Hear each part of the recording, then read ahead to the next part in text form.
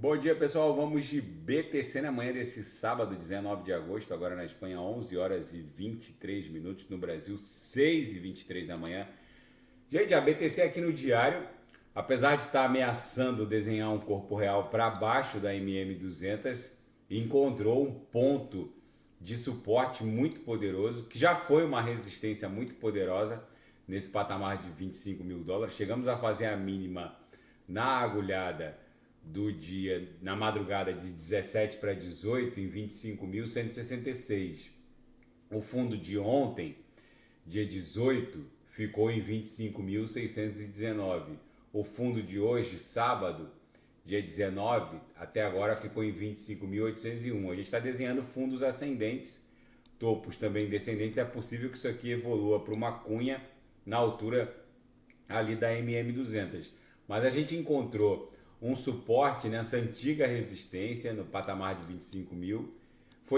Esse suporte foi testado na agulhada de 15 e 16 de junho, onde a BTC chegou a bater 24.800, rapidamente voltou para cima de 25 e agora foi testar de novo esse patamar. Pode ser que isso aqui evolua para uma cunha nesse sentido. Se a gente olhar o gráfico semanal, a gente percebe que na banda de Bollinger no semanal, quando a BTC starta um amplo movimento corretivo, a banda ela acaba emborcando aqui a linha inferior para baixo. E nessa agulhada, a linha ficou flat. As duas linhas da banda, a linha superior e a linha inferior, ambas estão flat. Ou seja, isso aqui pode ser uma grande armadilha de ursos. Tem muito trader incauto que não conhece as malícias do mundo cripto, abrindo short, achando que a BTC perdeu a MM200, que vai enveredar para uma mega canaleta virtual de baixa, nesse sentido aqui, ó, que a BTC poderia buscar 20 mil. Gente, isso não vai acontecer.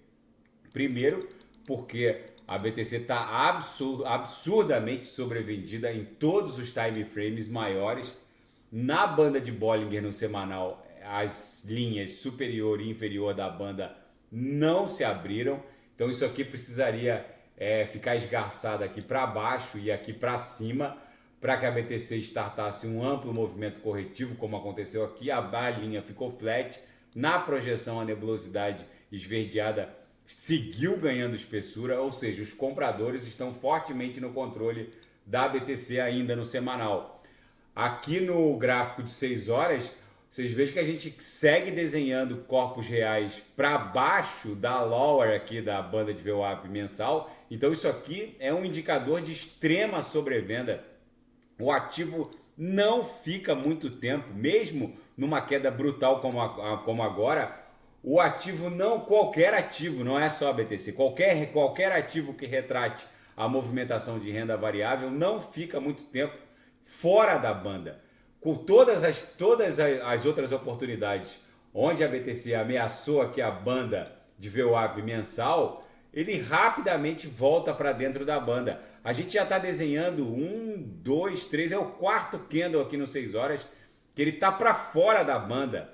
Ele sempre retorna para a banda e acaba beijando a própria VWAP mensal, que segue lá em 28.800.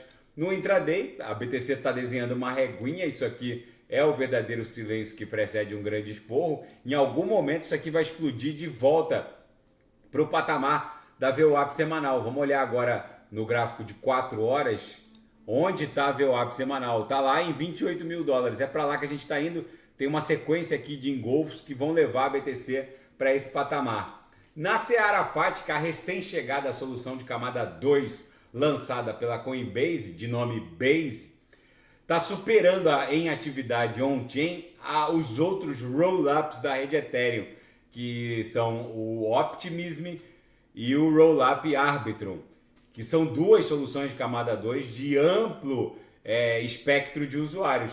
Só que essa atividade bizarra dentro do Rollup, essa solução de camada 2 para a rede Ethereum lançada pela Coinbase, de nome Base, meio que caiu nas graças dos golpistas que ficam associando o nome Coinbase aos tokens criados nessa rede. Os recém-chegados no mundo cripto precisam entender que dentro de um ecossistema on-chain, dentro das cadeias, qualquer um faz qualquer coisa. A Coinbase não tem controle nenhum sobre os tokens criados e gerados nessa solução de camada 2.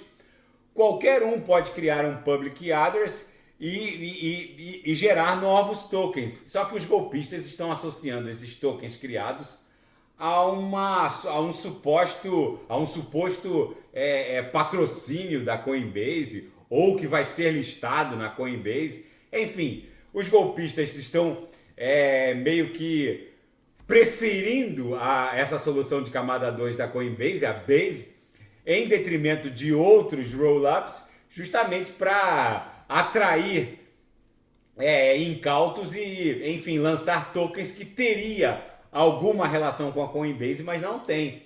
E a própria Coinbase, a exchange Coinbase, não a solução de camada 2, também está tendo problemas no Canadá, como a Binance teve no Canadá, teve que inclusive encerrar as operações no Canadá e suspendeu a negociação de USDT, a principal stablecoin do planeta, DAI e RAI, para usuários canadenses. E a Coinbase deixou no ar que está tendo sérios problemas com os reguladores canadenses. E a carteira Ethereum do ex-presidente dos Estados Unidos, Donald Trump, sobe o saldo para 2,8 milhões de dólares. Enfim, parece que o Donald Trump gostou do mundo cripto. Ele que já foi um sério crítico da BTC e da tecnologia, blockchain como um todo, parece que ele está mudando de lado. E a Nasdaq cai pelo quarto dia consecutivo e marca a maior sequência de perdas desde dezembro do ano passado. Talvez o mercado financeiro tradicional esteja à beira de um abismo. Num primeiro momento, o mundo cripto pode balançar, como está balançando. Mas num segundo momento, a pernada impulsiva do mundo cripto vai descolar do sistema financeiro tradicional. E um bug bancário, uma falha bancária num banco da Irlanda se torna viral e permite que qualquer cliente com saldo ou sem saldo saque ou envie $1.000 para qualquer pessoa. Enfim, um bug de um software do Bank of Ireland, o Banco da Irlanda, permitiu que clientes promovessem saques e transferências de até $1.000 para qualquer, €1.000 no caso, né? Para qualquer contraparte. Enfim, esse bug demorou a ser descoberto pelos administradores do banco e se tornou viral, e o prejuízo é de centenas de milhões de dólares. Vamos ver como isso vai se desdobrar. É um bug incomum.